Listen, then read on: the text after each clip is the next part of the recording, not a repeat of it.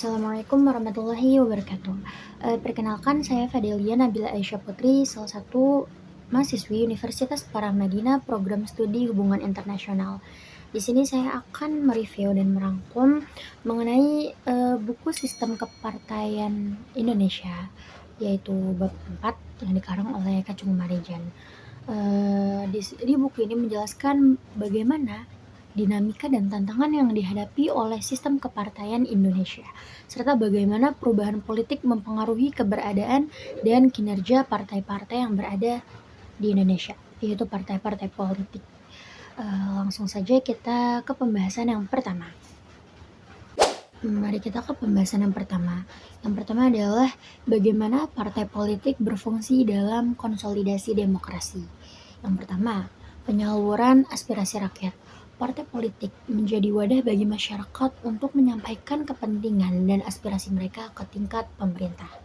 Yang kedua, pendidikan politik. Partai politik juga memiliki peran dalam mendidik masyarakat tentang nilai-nilai demokrasi, hak asasi, dan partisipasi politik. Yang ketiga, rekrutmen pemimpin. Nah, partai politik ini berfungsi sebagai pabrik atau fasilitas untuk mempersiapkan dan merekrut kader-kader pemimpin yang mampu menjalankan fungsi kepemerintahan. Yang keempat, pengawasan terhadap pemerintah. Selain itu, tugas partai politik juga khususnya yang berada dalam oposisi seringkali menjadi pengawas terhadap kebijakan pemerintah untuk memastikan transparansi dan akuntabilitas. Juga konsolidasi demokrasi yang lain yang terakhir adalah penciptaan kebijakan publik. Melalui wakil-wakil di parlemen, partai politik pun berkontribusi dalam merumuskan dan mengesahkan kebijakan dengan sistem demokratis. Berlanjut ke pembahasan yang kedua. Pembahasan kedua adalah apa yang dimaksud dengan sistem kepartaian atau party system. Nah, sistem kepartaian ini adalah bagaimana cara politik berinteraksi dan berfungsi dalam suatu sistem politik. Hal ini mencakup bagaimana partai-partai tersebut bersaing, berkolaborasi, dan berkontribusi terhadap dinamika politik suatu negara. Di sini saya akan menjelaskan 3 contoh, yaitu sistem partai tunggal, sistem multipartai, dan sistem 2 partai. Partai pertama adalah sistem partai tunggal atau single party system. Nah, partai ini hanya menganut satu partai politik saja yang diakui dan berkuasa. Partai ini mengontrol seluruh pemerintahan dan tidak ada partai oposisi lainnya. Contohnya yaitu negara Korea Utara yang menganut sistem partai tunggal, yaitu dengan Partai Rakyat Demokratik atau bisa juga disebut PKT, yang mengontrol semua aspek pemerintahan. Lalu yang kedua adalah sistem dua partai atau two party system.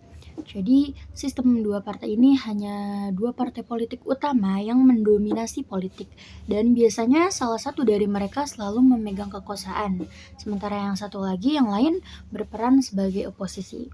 Contohnya adalah Amerika Serikat dengan Partai Demokrat dan Partai Republik sebagai dua partai utama.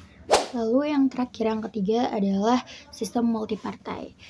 Sistem multipartai ini ada banyak sekali partai politik yang bersaing untuk mendapatkan kekuasaan, dan pemerintahan seringkali dibentuk melalui koalisi antara berbagai partai.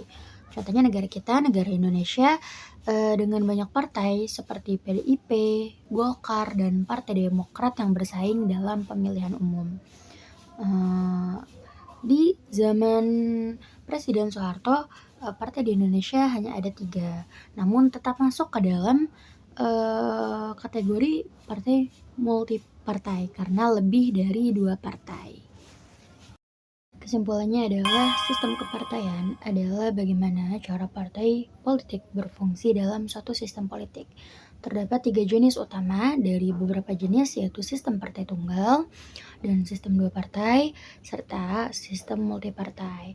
Nah, untuk negara yang memiliki sistem demokrasi dan demokratis, sistem multipartai lebih cocok karena memberikan representasi yang lebih luas untuk masyarakat. Ini saja yang bisa saya share ke dalam video review kali ini. Selebihnya mohon maaf. Wassalamualaikum warahmatullahi wabarakatuh.